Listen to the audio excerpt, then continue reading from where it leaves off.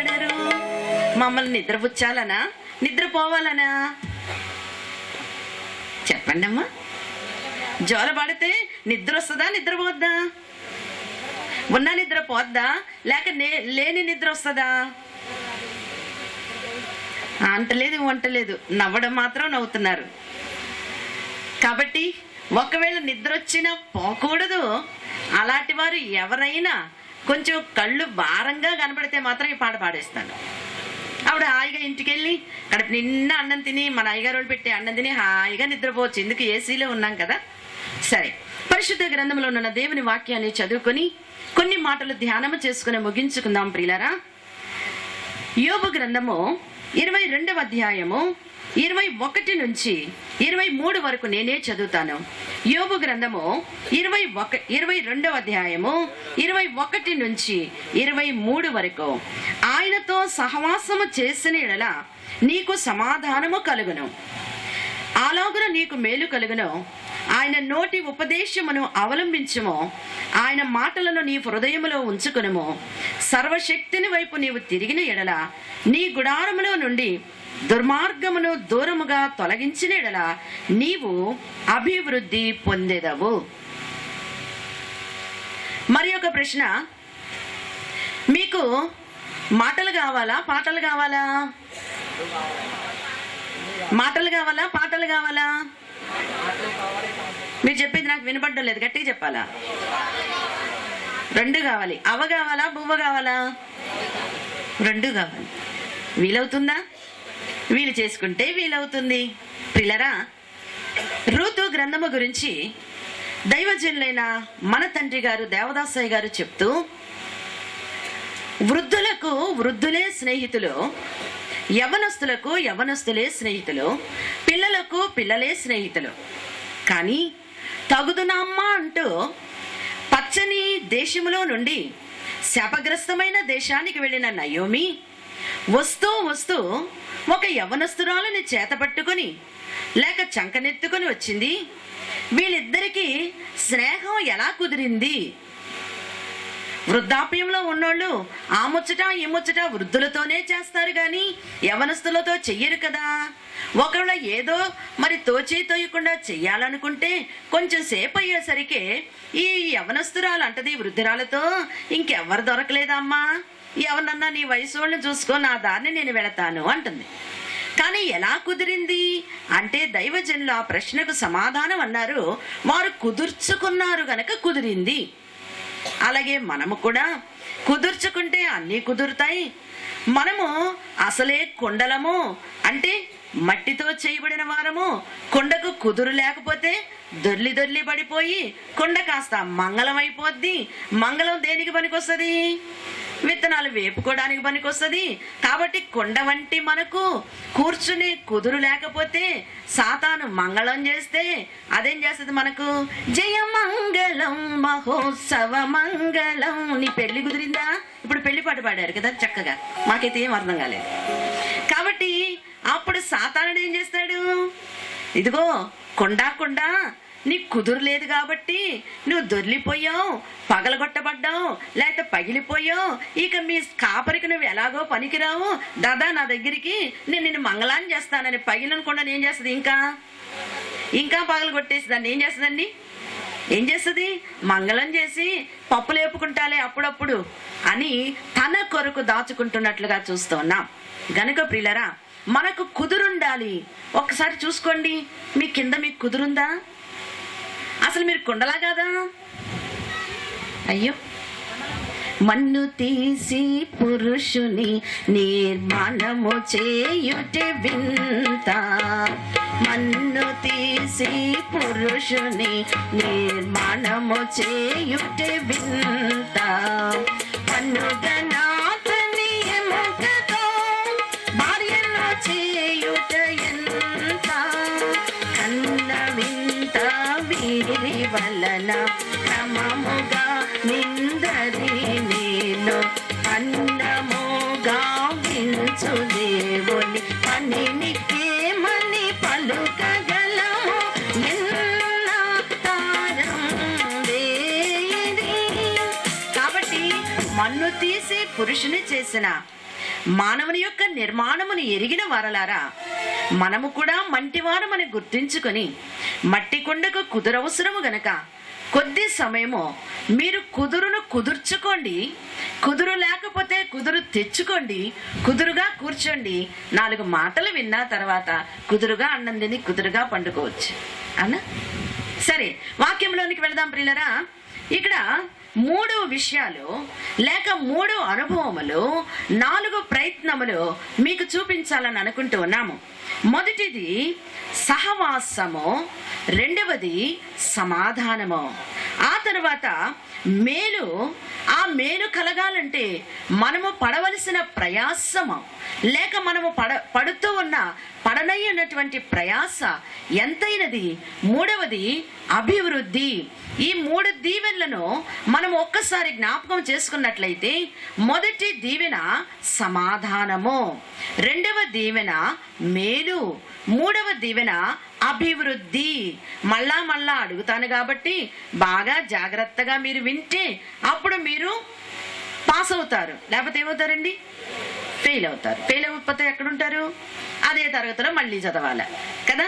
ఆ తిప్పలన్నీ లేకుండా ముందే ఆ తిప్పలేదు ముందే పడితే సరిపోతుంది గనక మొదటి మాట చెప్పాలి సమాధానము, రెండవ మాట మేలు, మూడవ మాట అభివృద్ధి.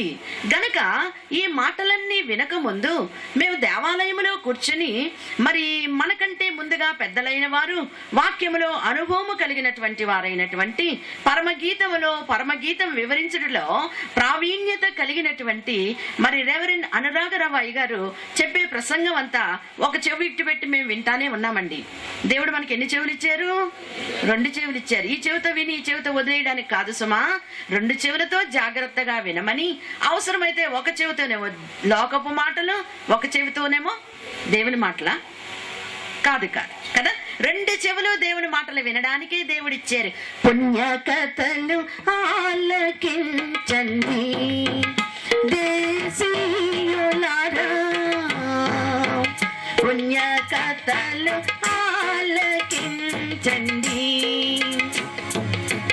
పుణ్య కథలు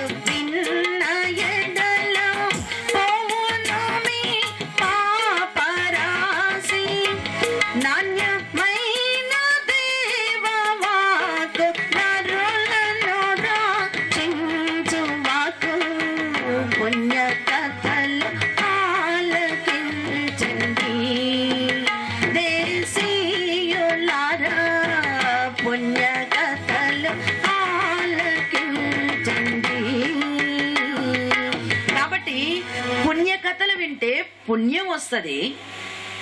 పుణ్యాత్ముడు అనుకున్న వారు ఈ లోకములో దాన ధర్మాలు చేస్తే సరిపోతుందని సరిపెట్టుకుంటే కొన్ని రోజులకు పుణ్యం కాస్త పుచ్చిపోద్ది కాదంటారా? కాబట్టి నేను మంచివాడను, నాకు అన్నీ తెలుసు, నేను అన్నీ నేర్చుకున్నాను అనుకోవడం అనేది చాలా ప్రమాదము గనుక దేవుని మాట వినే వారము ఎలా ఉండాలి అంటే, నాకేమీ తెలియదు, నేనెప్పుడూ వినలేదు, ఇదే క్రొత్త అన్నట్లు వింటే బాగా నేర్చుకోగలరు అనే మాటను దైవజనుని యొక్క నోట నుండి మనము వింటూ ఉన్నాము. అయ్యగారు పాడిన పద్యాలే అయ్యగారిని అనుకరిస్తూ నేను పాడుతూ ఉన్నాను. బహుశా వింటే వారి యొక్క అనుభూతి ఎలా ఉంటుందో తెలియదు, కానీ దేవుని యొక్క విషయములను మనము వరుసగా తరచుగా జాగ్రత్తగా విన్నందువల్ల మనకున్నటువంటి గొప్ప అంతస్తు ఏమై ఉన్నది అని మనం చూస్తూ, వారు చెప్పారు యువరాజు వలె బయటికి రమ్మని దేవుడే మన దైవజనుడితో చెప్పారు. ఆ మాట యథార్థము. కానీ యథార్థమైన మాటను మరి ఒకసారి మనము అర్థము చేసుకునేటట్లు వివరించుకోగలిగితే, దైవజనులు మరి ఒక్కసారి అన్నారంట, చూడండి నా ప్రభు యువరాజు వలె నన్ను పిలిచినప్పుడు నేను యువరాజుని కాను.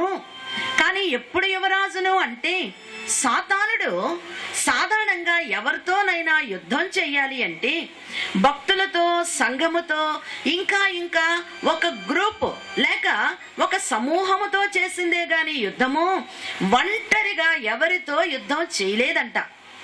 కానీ మన దైవజనుని దగ్గరకు వచ్చేసరికి ఆ సాతానుడు వృద్ధాప్యంలో ఉన్నటువంటి దైవజనునితో యుద్ధము చేసింది గనుక ఆ యుద్ధ సమయంలో ఆ యొక్క మనిషి స్థితి ఎలాగుంటుంది అంటే యుద్ధం చేయలేక అలసిపోయినా, యుద్ధములో తగినంత బలము తాను పొందలేకపోయినా ఇక చేసే పనేంటి అంటే దేవుని మీద తిరుగుబాటు.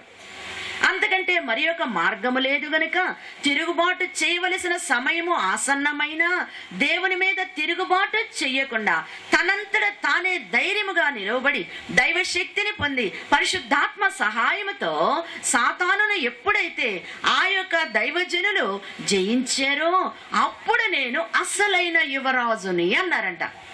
ఆ మాట బాగుంది, ఈ మాట బాగుంది గనక ప్రియులరా, ఎందుకు జ్ఞాపకం చేసుకుంటున్నాము అంటే ఈ లోకములో మన దినములు, మన రోజులు, మన యొక్క జీవితము ఎలాంటిది అంటే యుద్ధ దినములు. యోబు గ్రంథము 7వ అధ్యాయములో ఒక మాట ఉంది, నరుల మీద, భూమి మీద నరుల దినములు యుద్ధ దినములు కావా. కాబట్టి మన జీవితంలో, మన బ్రతుకులో ప్రతిరోజు యుద్ధమే. నాకు ఏ యుద్ధమూ లేదన్న వారు ఎవరన్నా ఉంటే చెయ్యొద్దండి అమ్మా అంటే అందరం యుద్ధం చేస్తున్నాం అనమాట కాదండి. కాబట్టి అలాంటి యుద్ధ సమయంలో మనకేం కావాలి, మనం ఎలా జీవించాలి, మనకి ఎలాంటి బలమో పౌరుషమో అవసరమై ఉన్నది అని మనం ఒక్కసారి జ్ఞాపకం చేసుకుంటే దైవజనుని విషయంలో మర్మము. బైబిల్ మిషన్ కండి ఎన్నో పేర్లున్నాయి.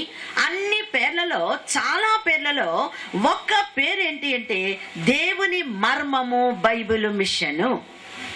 ఇది ఎంత లోతుకు వెళ్ళినా ఎవరికి అర్థము కాని మర్మముగా దేవుడు లోకానికి బయలుపరిచినట్లుగా చూస్తున్నాము గనుక ఒకానొక దినమందు దైవజనులు తన మంచము మీద కూర్చుని ఉన్నారు. శారీరకముగా చాలా అలసిపోయారు. చాలా అలసటతో కూడినటువంటి మరి స్థితి వారు కలిగి ఉన్న సమయమందు వెంటనే పరలోకము నుండి ఒక పరిశుద్ధులు దిగి వచ్చారంట.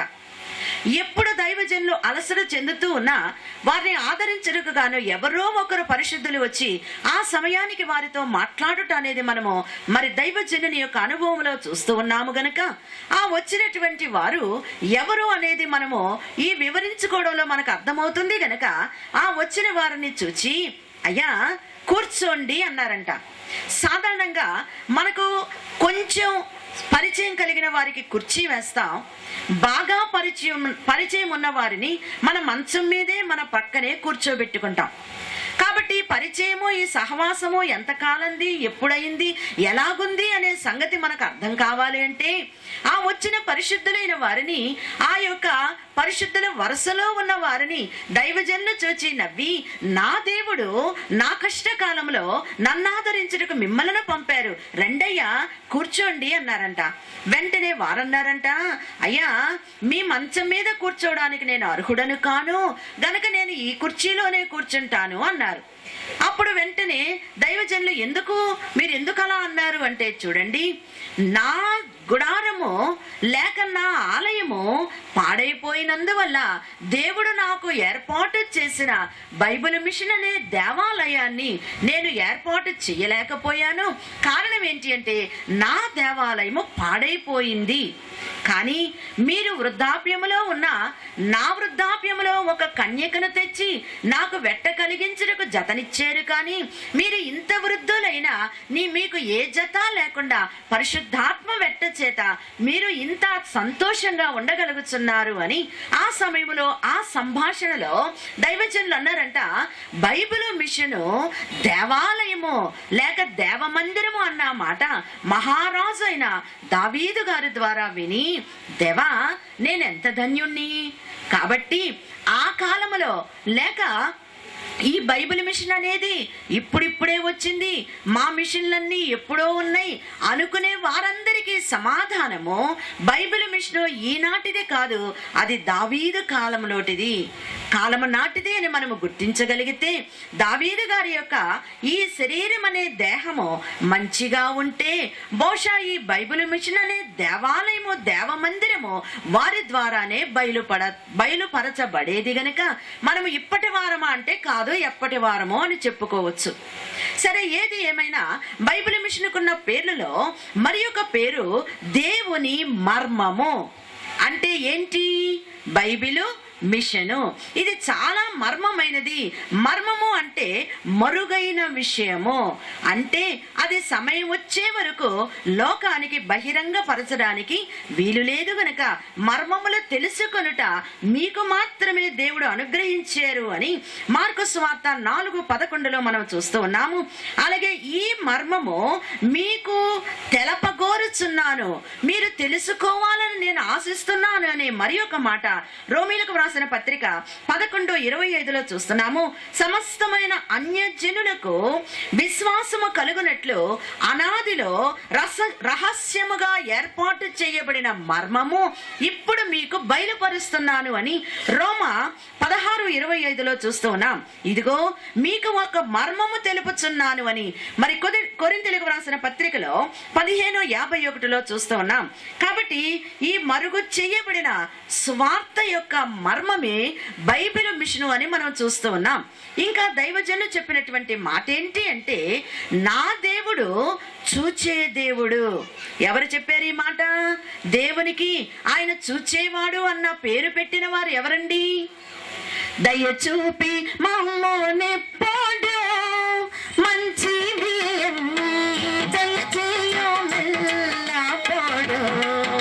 మంచివి అన్ని దయచేయు మెల్లపోడు, దయచేయు రానివి దయచేయు అని కోరా, దయచూపి మన్నించు దయగల నా తండ్రి. కాబట్టి చూచుచున్న దేవుడు అనే పేరు ఎవరు పెట్టారు? చెప్పాలి, ఎవరు పెట్టారు? హాగరు. సరే, ఆమెను ఏమన్నారు బైబిల్లో? దాసి కదండి. కాబట్టి దాసి ఆయన చూచే దేవుడండి. నా అంతరంగం చూస్తున్నాడండి, నా బహిరంగం చూస్తున్నాడండి. చూచాడు గనక ఆయన నా పని తీర్చాడండి, చేశాడండి అని మనము ఆ విషయంలో ఎలా చూస్తున్నామో దైవజనులు కూడా దేవుణ్ణి చూచి, ప్రభా దేవా నీవు చూచే దేవుడువు అని చక్కని పేరు పెట్టి, రెండవది నన్ను చూచిన దేవుడు, రెండవది నన్ను పిలిచిన దేవుడు కదా. మనందరము కూడా ఈ యొక్క బళ్ళారి కూటాలకు వచ్చాము అంటే ఎవరు పిలిస్తే వచ్చాం? అయ్యగారు పిలిస్తే రాలేమో, కానీ దేవుడే పిలిచారు గనక పనులన్నీ ప్రక్కన పెట్టి వేసి మరి మరియ పని చేసేవారు ఉన్నారు, మార్త పని చేసేవారు ఉన్నారు. లోకమంతా అన్ని మిషన్ల వారు మార్త పనే చేస్తున్నారు, బైబిల్ మిషన్ వారు మరియ పని చేస్తున్నారు గనక మార్త పని మేత, మరియ పని కోత. కాబట్టి మేత పెట్టే కొంది కోత వస్తుంది గనుక ఈ అమ్మ అలాగని మేత లేకుండా కోత రాదు గనుక యేసయ్య దగ్గరకు వచ్చి, ప్రభా ఇది నీకు న్యాయమేనా? న్యాయంగా ఉందా? నేను ఒక్కదాన్నే కష్టపడుతున్నాను, మా అక్క ఊరికినే కూర్చుంది అని అసూయ చేత అన్నప్పటికీ మేసేవారి కంటే కూసేవారే యేసయ్యకి ఇష్టమేమో కదా.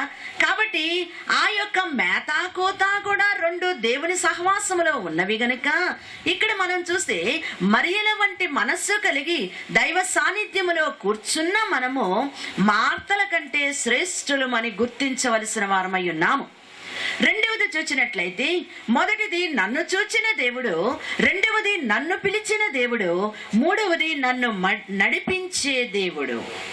కాబట్టి చూచిన వాడే చెయ్యగలరు, చూచేవారే నడిపించగలరు. అన్నీ చూసుకుంటాడులేనని అబ్రహాము గారు ఏదిమ్మన్నా తెగించి పైకెక్కాడు, కానీ దేవుడు చూడలేదా? చూచాడని మనకు అర్థమవుతున్నది, మనము చూస్తూ ఉన్నాము. ప్రియులరా, మరి ఒక విషయాన్ని చూస్తే, మీరు నా మందా. ఎవరు? బైబిల్ మిషన్ వారమైన మనమందరము ఎవరి మందా? ఎవరి మంద? దాసయ్య మంద. ఆ దాసయ్య మందను చూచి మరి దాసయ్య అంటూ ఉన్నారు, మీరే దేవుని మంద. మీరు దేవుని మంద కాకపోతే ఈ మందలోకి మీరు రాలేరు గనక మీరు ధైర్యంగా ఉండండి. దేవుడు మిమ్మల్ని చూస్తున్నాడు, నన్ను చూచిన దేవుడు మిమ్మల్ని చూస్తున్నాడు, నన్ను పిలిచిన దేవుడు మిమ్మల్ని పిలిచారు అని నేను చెప్పగా బైబిల్ మిషన్లోనికి వచ్చిన క్షేమములు మరి జ్ఞానము మనస్సాక్షి చెప్పిన వస్తే మీరు నేనేమీ అభ్యంతరం చేయను అన్నారు కదా. కాబట్టి మనము దేవుడు పిలిస్తే వచ్చామా, మన జ్ఞానాన్ని బట్టి వచ్చామా, మన మనస్సాక్షిని బట్టి వచ్చామా? చెప్పాలి.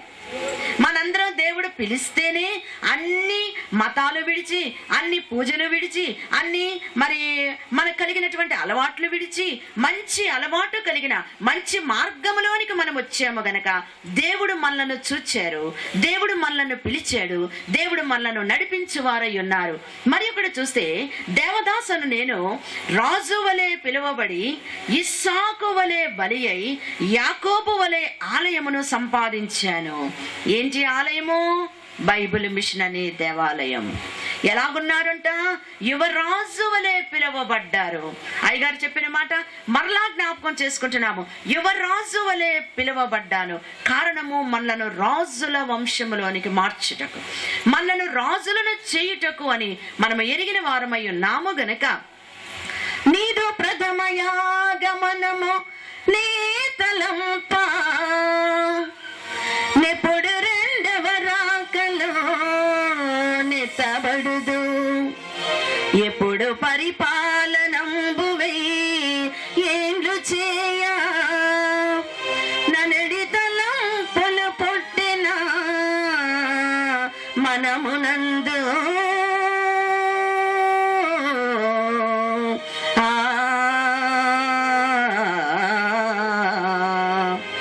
నీదు ప్రథమ ఆగమనమును చూడగానే ప్రభా ఇప్పుడు వస్తుందా నా చేతికి పెత్తనం, నేను ఎప్పుడు ఏలుబడి చేయాలా, రెండవ రాకడెప్పుడా అని నేను ఎంతో ఆశతో చూస్తూ ఉన్నాను అని మన దైవజనుని యొక్క ఆశ కోరిక మనకు పద్య రూపంలో మనకు బోధించారు, వివరించారు. అలాంటి ఆశ మనము కూడా కలిగి ఉండాలి. కానీ శ్రమను బట్టి మనము నిరాశ పడకూడదు. అది దాసయ్య మాటలై ఉన్నాయి. మరి ఒకటి చూడగానే మరి ఒకటి చూస్తే ప్రతి దినము లేవగానే చూడండి గాయపడిన ప్రభువు పాదాలు ముద్దు పెట్టుకోవాలి అన్నారంట. ఎప్పుడు ఎప్పుడు చెప్పండి, మీరు చెప్పకపోతే నేను చెప్పను. ప్రతి ఉదయము లేవగానే ఏం చేయాలి మనం గాయపరచబడిన పాదములను మనం ఏం చేయాలంట? ముద్దు పెట్టుకోవాలి. ఈ గాయం ఎప్పుడుది? కేవలము సిలువలోకి వెళ్ళినప్పుడే గాయము కాదు. చరిత్రలో మనం చూసినట్లయితే పశువుల తొట్టిలో ప్రభువు ఒక చిన్న బాలుడుగా పరుండి ఉన్నప్పుడు మరి ప్రవక్తలైన వారు వచ్చి చూడగా లేక చూచినప్పుడు ఆ యొక్క ప్రవచనము నెరవేరక ముందే, ఆయన సిలువకు వెళ్ళక ముందే ఆయన చేతులలో ఈ యొక్క గాయముల మచ్చను మరి ప్రవక్తలు చూచారు అని చరిత్రలో చూస్తున్నాం. కాళ్ళకు గాయముల మచ్చ, చేతులలో, ప్రక్కలో, తలకు కనబడినట్లుగా మనము చూస్తూ మరి దైవజనులైన వారు వ్రాస్తూ ముందునకు సిల్వ భారము మోయవలసి యున్న భారము నీ మీదనున్నవనియు ఎరిగియున్నను ఎరుగని నరుని పగిది పండియాడుచునుంటివా పశువుల తొట్టి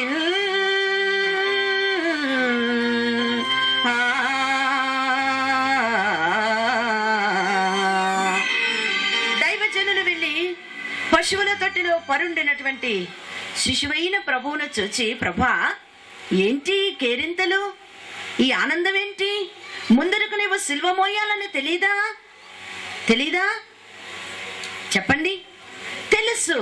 కానీ శ్రమ పొందుడికే ఆయన ఇష్టపడి వచ్చారు గనక ఎప్పుడెప్పుడు నేను నరుడిగా జన్మించాలా, ఎప్పుడెప్పుడు రక్షణ కార్యక్రమము జరిగించాలా అని ఎదురు చూస్తూ ఉన్నటువంటి కుమారుడైన ప్రభు ఆశతో కేరింతలు కొడుతూ ఉన్నారు. అంటే శ్రమంటే యేసయ్యకు ఆట పాట.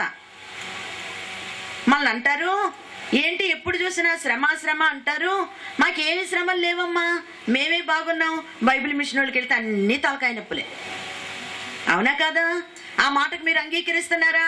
కాదు కాదు, మనకు శ్రమ మీద దేవుడు అధికారం ఇచ్చారు. శ్రమ రారా అంటే రావాలి, పో అంటే పోవాలి అంటూ శ్రమ శ్రమ ఎలాగో రానే వచ్చావు, ఏం తెచ్చావు ఇచ్చెళ్ళు అనాలి. అంటే శ్రమను కోరుకోవాలి, శ్రమలో ఆడుకోవాలి, శ్రమలో పాడుకోవాలి, శ్రమలో వేడుకోవాలి. శ్రమ కావాలని వేడుకోవాలా, శ్రమ పోవాలని వేడుకోవాలా? సాధు సుందర్ సింగ్ గారు అనేవారంట, ప్రభా ఏంటి నా మీద ఈరోజు ఇంత కోపం, నీకు ఏమి శ్రమ రాలేదే, నాకేమి నలుగు లేదే, నేను పెళ్లి కూతుర్ని కదా, నాకెవరు నలుగు పెట్టలేదు. ఈరోజు వరుస నలుగులైతే 11 అయ్యాలి, 21 అయ్యాలి, ఈరోజు ఏంటి ఆగిపోయింది నలుగు? పెళ్లి కూతురికి ఎంత మరి విచారమో, నలుగు మొదలేసి పెళ్లి పీటల మీద ఎక్కే వరకు నలుగుండాలో, అలాగూ పెళ్లి కుమార్తె వరుసలోనికి సిద్ధపడుతున్న సుందరునికి కూడా ఒక్క పూట శ్రమ రాకపోతే నిద్ర పట్టదంట. కానీ శ్రమ కావాలని కోరుకున్నా వస్తుందా? చెప్పాలి. కోరుకుంటే వస్తుందా? అసలు కోరుకునే ధైర్యం ఉందా మనకు? లేదు లేదు, ఉన్నదే వదిలించుకోవాలనుకుంటాం. రెండవది, కొనాలంటే దొరుకుద్దా? అది లేదు. గనుక శ్రమల యందే సంతోషించుము, శ్రమల వలనే స్వర్గముంది, శ్రమల యందు ఆనందించము, శ్రమ లేకపోతే స్వర్గం లేదు. ఇలాగూ మనకు దైవజనులు ఎన్నో బోధించి శ్రమ శ్రమ శ్రమ శ్రమ అంతా శ్రమే. కానీ స్థిమితం లేని వారికి శ్రమ అంటే భయం, ఆనందకరమైన బ్రతుకున్న వారికి శ్రమ అంటే ఆనందం కదా. మనకు ఆనందం కావాలా లేకపోతే దుఃఖం కావాలా? చెప్పాలి. దుఃఖం కావాలా ఆనందం కావాలా? ఆనందమే కావాలి. ఆనందం కావాలంటే ఏం కావాలి? ఆముదంలా అతి శ్రమలు కావాలి కదా. కాబట్టి చిన్నప్పుడు మనందరికీ మన అమ్మలు, మన తాతలు, మన అమ్మమ్మలు ఏం పోసేవాళ్ళు? ఆముదం పోసేవాళ్ళు. ఎందుకండి? మనం సరే అవుతామని. కాబట్టి ఆ యొక్క శ్రమ లేక రుచి లేనటువంటి ఆ యొక్క ద్రవ పదార్థము మనిషి యొక్క శరీరాన్ని ఎలా బాగు చేస్తుందో, తేనె వంటి మధురమైనటువంటి దేవుని వాక్కులు మనము త్రాగగలిగితే, అందుకోగలిగితే, మన శరీరంలో ఉన్న కల్మషమునంతటినీ కూడా ఆయన కడిగి వేసేవారై ఉన్నారు గనక, అవును తాగి తాగి అలవాటు అయినోడికి తేనె తెచ్చిస్తే ఏం చేస్తాడండి? ఆమెడు దూరం పరిగెత్తాడు. అది ఆముదమేలే నాకు తెలుసులే అంటాడు. కారణం ఏంటి? ఆముదం ఒకలాగే ఉంటది, తేనె ఒకలాగే.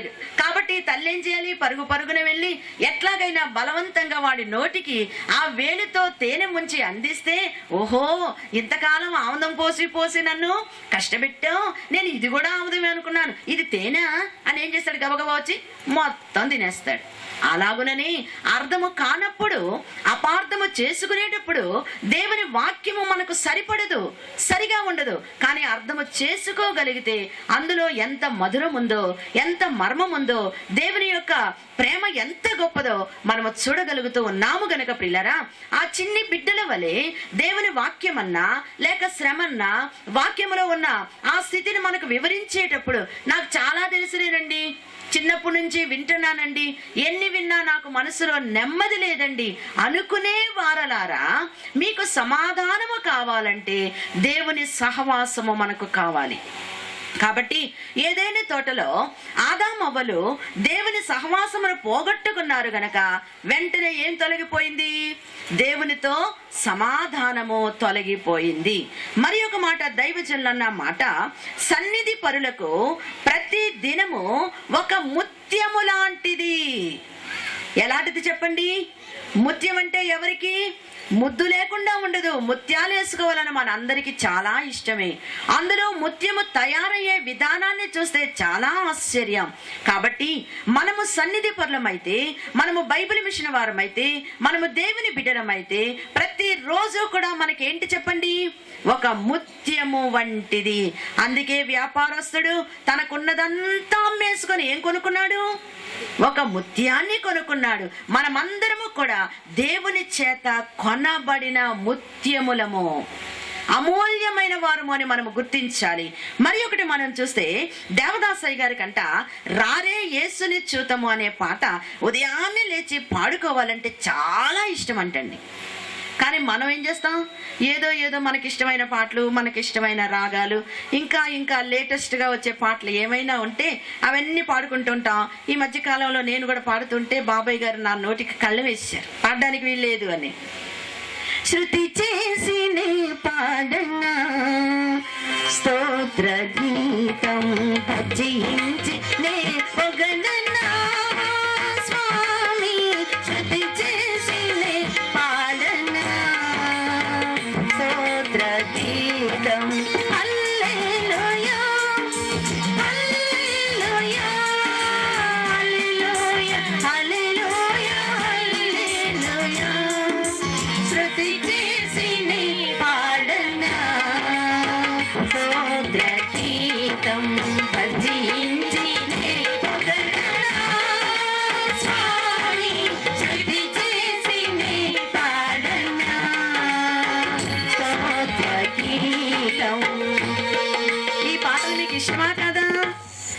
ఇష్టమేని ఇవన్నీ షో పాటలే గాని ఆత్మకు మాత్రం దీన్ని బట్టి ఏమీ పనిలేదు, లేక ఏమీ సారం ఉండదు, ఏమీ కూడా మరి ఆకలి తీరదు గనుక దైవజనులు పాడిన పాటలు, దైవజనులు నేర్పిన పాటలు ఆత్మీయ ఆకలిని తీర్చేవి, ఆత్మీయ సౌందర్యాన్ని పెంచేవి, ఆత్మీయంగా మనల్ని వృద్ధి చేసేవి గనుక దైవజనులు ఉదయం లేవగానే ఈ పాట పాడుకునేవారు. నాకు సరిగా రాదు కానీ ఏదో కొంచెం నేర్చుకున్నానండి.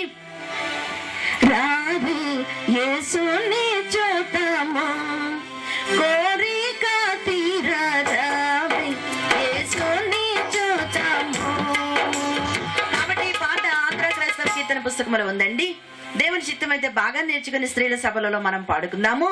రారే యేసుని చూతము. పొద్దున్నే లెగ్గానే తెల్లవారుగానే కళ్ళు తెరవగానే ఎవరిని చూస్తాం? మనకి ఇష్టమైన వాళ్ళు చూడాలనుకుంటాం, లేదా ఈరోజు ఎవరి మొహం చూశానో ఎదురు దెబ్బ తగిలింది అనుకుంటాం.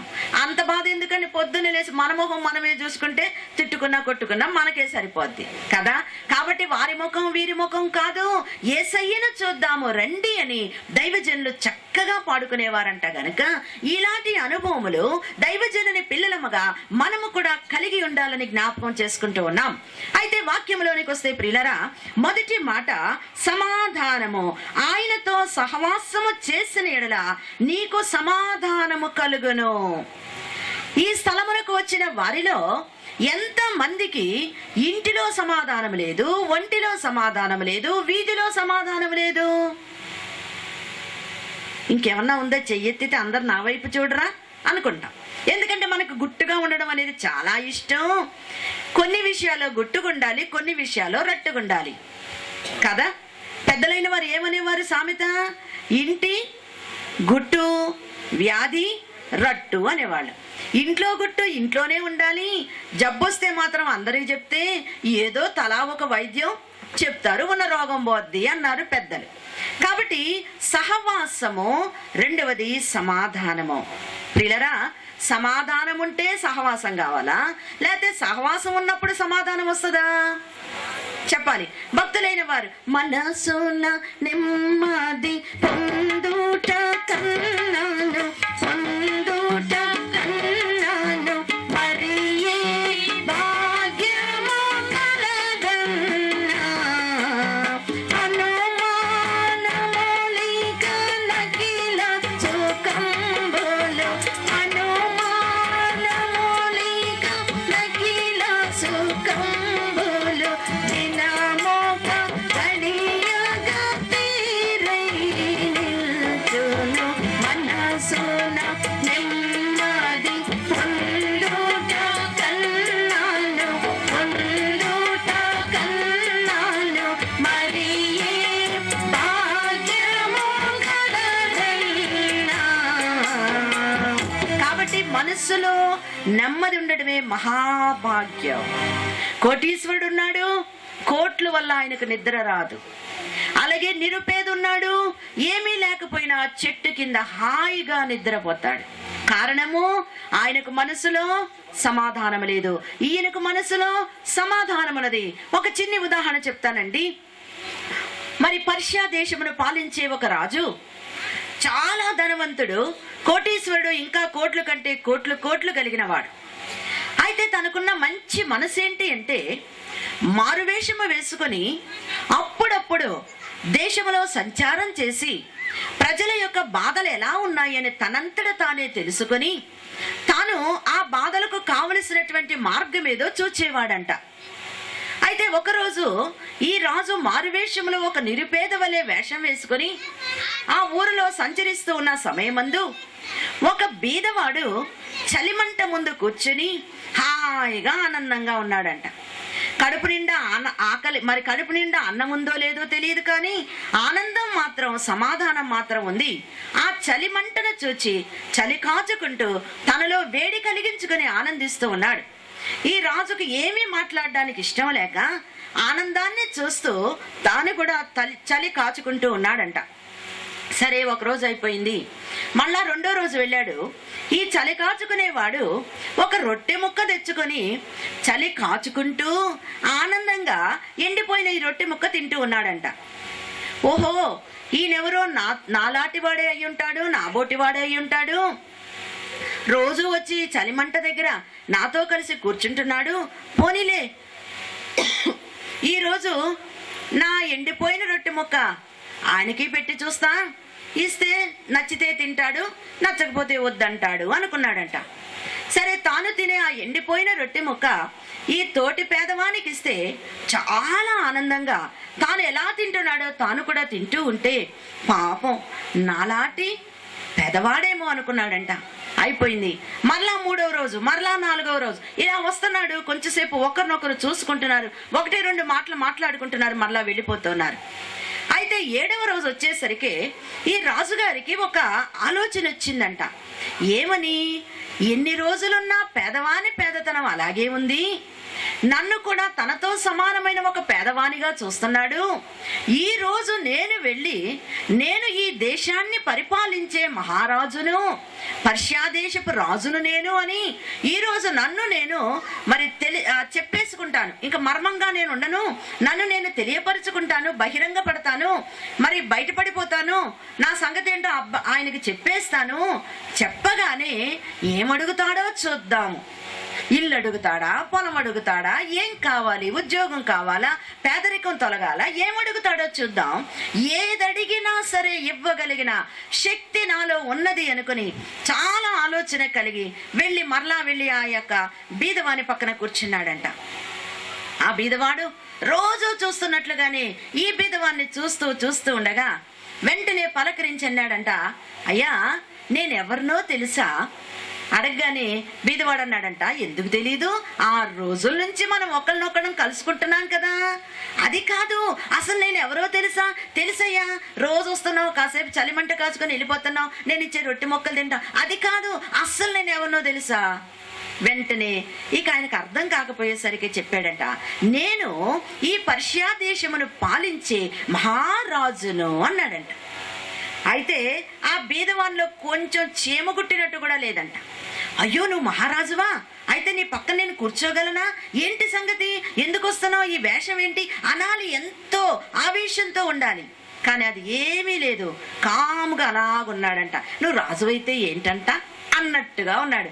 అయితే వెంటనే ఈ రాజుగారు అన్నారంట, నేను రాజును కదా, నన్ను నేను బయలుపరుచుకున్నప్పుడు నువ్వు ఎన్ని కోరికలు నీ మనసులో ఉన్నవన్నీ అడిగేస్తావు, నేను ఇద్దామని ఆశగా వస్తే నువ్వేంటి ఏమీ అడగడం లేదు, నీకేమీ వద్దా, నీకేమీ ఆశలు లేవా, నీకేమీ కోరికలు లేవా అని వెంటనే అడిగేసరికి ఈ యొక్క పేదవాడు అన్నాడంట, మహారాజా ఏం కోరను నిన్ను, ఏం అడగను నిన్ను, రోజు నిన్ను నీవు తగ్గించుకొని నాలాంటి పేదవాడిగా నా పక్కన కూర్చుంటున్నావు, ఈ సహవాసం చాలదా నాకు, ఇంతకంటే ఏం కావాలి అని నాకు ఏమీ వద్దు, కానీ రోజుట్లాగే నువ్వు కూడా వచ్చి నా పక్కనే కూర్చొని కాసేపు చలి కాసుకొని వెళ్ళు అన్నారంట.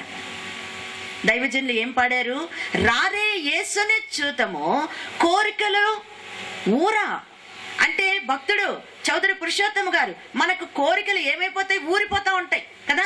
ఈరోజు ఇది అడిగాం. అయితే దైవజనులు ఈ వాక్యం చెప్తూ, మీరు నా నామమున నన్నేమడిగినా చేస్తాను అన్న మాట ఒక్క దేవునికే సరిపోతుంది గాని ఆయన దానకర్త, దానములకు దాత కాబట్టి ఆయనకు సరిపోతుంది, ఉపకారులకు ఉపకారి. కానీ లోకములో ఏ శ్రీమంతుడైనా మీరు ఏదడిగినా ఇస్తాను అని ఒకవేళ ఒక బోర్డు ఇంటి ముందు పెట్టుకుంటే ఇక ఎలా వస్తారండి? బళ్ళారు నుండైనా నడిచైనా వస్తారు. ఆయన దగ్గరంట ఏమడిగితే ఇస్తాడంటండి. మాకు ఇది కావాలి ఇది కావాలని ఏం చేస్తాం? ఒక పెద్ద లిస్టు తీసుకొని వెళతాం. అయితే సాతానుకు రక్షణ దయచేయి, చాలా అసాధ్యం. ఎలాగివ్వగలను సైతానుకు రక్షణ? దానివల్ల నీకేమొస్తుందంటే, సాతానుకు రక్షణ వస్తే లోకంలో పాపులుండరు, అందరికీ నేరుగా పరలోకమే. అది మన దైవజనుని యొక్క కోరిక. పిల్లరా, వెంటనే ప్రభు అలాగూ ఆగిపోతే, యేసయ్యా అలాగైతే ఆ వాగ్దానం బైబిల్లో నుండి తీసివేయగలరా? అడిగింది చేయగలరా? చెయ్యగలరు, తీసివేయలేరు. బహుగా ప్రార్థన చేయుడే అనే పాటలో వాగ్దానములు చూడండి. వాగ్దానం చేత పట్టుకొని వెళ్ళండి. చిన్న బిడ్డకి ఏమన్నా కావాలంటే వాళ్ళమ్మ కాళ్ళు పెని వేసుకొని ఇస్తావా సస్తావా అనేదాకా కదలదు. అన్నదే అనుకోండి, ఎంత పొరపాటో. ఈ జుట్టు చేతికిచ్చినట్టే లెక్క. ఏమంటది? అన్నావుగా, ఇస్తానన్నావుగా. ఏం చేస్తుంది? లాయర్ వలె వాదిస్తుంది. ఏం పట్టుకొని? మాట పట్టుకొని. కాబట్టి దేవుని మాటలు పట్టుకొని వెళ్ళి వాదించవచ్చు, ఆయన అడగవచ్చు, ఆయన ఇచ్చినవి మనం అందుకోవచ్చు. ఏమి ఇవ్వాలో మనకు అర్థం కానప్పుడు మనకు కలిగిన హృదయాన్ని ఆయనకు ఇవ్వవచ్చు గనక జనన దినమందు రక్షణ ఎనో ఫలము తెచ్చి ప్రేమతో నీవు నాకిచ్చినావు, ఎట్టి బహుమతి మారుగా ఇవ్వగలను, ఇది హృదయము కాంకగా ఈ జీవితం. రమ్ము స్వీకరించుము జగద్రక్షకుండా, రమ్ము స్వీకరించుము జగద్రక్షకుండా.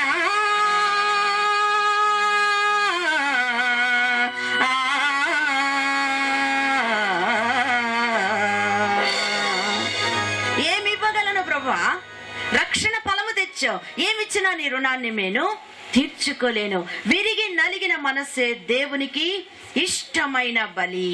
విరిగి నలిగిన హృదయమును నీవు అలక్ష్యము చేయవు ప్రభు అని మహారాజు అంటూ ఉన్నాడు. ప్రియులరా, గనుక మనం అందరము కూడా సమాధానము లేని వారముగా ఉండి, దేవునితో సమాధానము పోగొట్టుకున్న వారముగా ఉండి, సమాధానము కావాలని దేవుని దగ్గరకు వచ్చేము గనుక సమాధానము కావాలి. రెండవది చూస్తే మేలు కావాలంటే ఏం చేయాలి? చూడండి, ఆయన నోటి ఉపదేశమును అవలంబించాలి. ఒకటి ఆలకించాలి, రెండవది ఆలోచించాలి, మూడవది అంగీకరించాలి, నాలుగవది అవలంబించాలి. ఒక్కసారి అవలంబించాలంటే మన వల్ల కాదు. అవలంబించక ముందు ఏం చేయాలి? అంగీకారం ఉండాలి. అంగీకారానికి ముందు ఆలోచించాలి, ఆలోచనకు ముందు ఆలకించాలి. మీకు అర్థమవుతుందా? పెళ్లి కూతురు నచ్చిందారా? అంటే సరిపోదు, నన్ను ఆలోచించుకొని టైం కావాలి అంటారా లేదా? కాబట్టి ఈ వరుని వార్త వధువు ఆలోచించాలి. ఇది ఎంతవరకు నిజం, ఇది కరెక్టేనా? మనం ఆలోచించే తప్ప అంగీకరించలేం, అంగీకరిస్తే తప్ప అవలంబించలేము. కాబట్టి కొంతమంది వినుట మట్టుకు విందురు గాని అవలంబించరు, వింటున్నట్టే ఉంటారు. ఇప్పుడు మీరు వింటున్నట్టే ఉన్నారా, నిజంగా వింటున్నారా అంటే ఎవరు మట్టుకు వారికే తెలుసు. నాకు జ్యోతిష్కం రాదుగా. కొంతమంది వింటూనే ఉంటారు. అసలు ఇంటికి తాళం పెట్టొచ్చానా, గడి పెట్టొచ్చానా అంటే మీరు నిజంగా వింటున్నోళ్ళా, వింటున్నట్టున్నోళ్ళా? చెప్పండి అమ్మా. పాలు తోడేశాను కానీ మూత పెట్టానా, వెళ్ళేటప్పటికే తోడుకుంటుందా? మా ఆయన వస్తే ఏమన్నా అంటాడేమో. వృద్ధిగా అనుగ్రహించను గాక. ఆమేన్.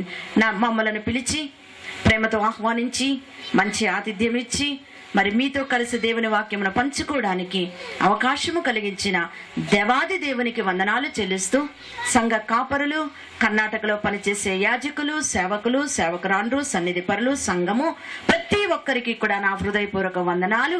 ఆకలైనా మరిచిపోయి లోపల తిట్టుకుంటున్నా, పైకి నవ్వుతూ, మరి సమయం ఇప్పుడు సరిగా 3:15 అయినా సరే చక్కగా కదలకుండా మెదలకుండా కూర్చున్న మీకందరికీ మరి ముఖ్యముగా నా హృదయపూర్వక వందన మరణాతలు. చక్కని వాయిద్యాలు వాయించే మా పిల్లలండి, వాళ్ళు మీ ఊరు వచ్చారు మిమ్మల్ని అందరినీ ఆనందింప చేయడానికి, మీకు నిద్ర లేకుండా చేయడానికి, ఆనందముతో దేవుణ్ణి స్తుతించడానికి, మరి కొనియాడడానికి ఆ బిడ్డలైన వారిని దేవుడు పంపినందుకు, బైబిల్ మిషన్కు బహుమానముగా వారిని ఇచ్చినందుకు, వారు చక్కని వాయిద్యములు వాయించుతున్నందుకు 3 బిడ్డలకు కూడా మా హృదయపూర్వక వందనాలు. అలాగే కూడి వచ్చిన వారికి, వీడియో తీసే బాబుకు, ఫోటోలు తీసే బాబుకు, అలాగే టేప్ చేసే బాబుకు, కరెంట్ వారికి అందరికీ నా హృదయపూర్వక వందన మరణాతలు. మరణాత. మీకు జోలపాట కావాలా? ఉన్న నిద్ర అంతా పోయిందా? ఒక దెబ్బతో మేఘం పోయింది, ఎండొచ్చేసింది. మీరు చాలా ధన్యులు, ధనికులు, ఘనులు. ఆ ఘనతేదో మీ పనిలో అనేకులకు చూపించి ఘనమయ్యే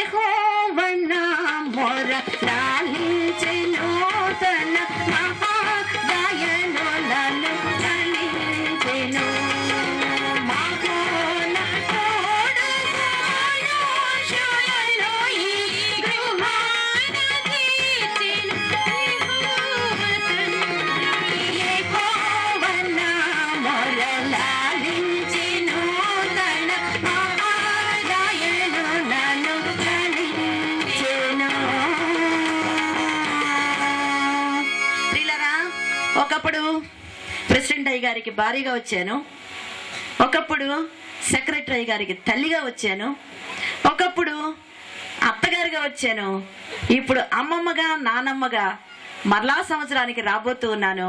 మీ ప్రార్థనలు ఇక్కడికి వచ్చినందువల్ల నాకు ఇలాంటి ప్రమోషన్లు కలిగిస్తూ ఉన్నవి గనక 1 నెలకేమో అమ్మమ్మనవుతాను, 6 నెలలకేమో నానమ్మనవుతాను.